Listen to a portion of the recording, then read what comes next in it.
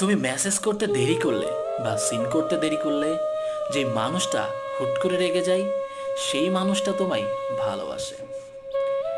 যে সারাক্ষণ তোমায় নিয়ে ভাবতে থাকে, তোমার সাথে কথা বলার জন্য শর্টফাট করতে থাকে, তোমায় নিয়ে স্বপ্ন দেখে, রাত জেগে থাকে। তুমি একটু চোখের আড়াল হলেই যে মানুষটা তোমাকে কল করে, ফোন করে কিংবা অস্থির হয়ে যায়, সেই মানুষটাকে যদি তুমি ভালোবাসতে না পারো, বরং তুমি তাকে অভিমান করে তার সাথে কথা না বলো, রাগ করো, তাহলে তাকে ভালোবাসার যোগ্যতা তোমার নেই।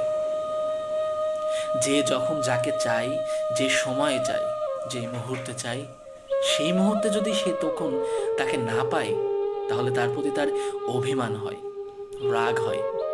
আর সেই রাগ ভাঙাটা তোমার দায়িত্ব। কিন্তু তুমি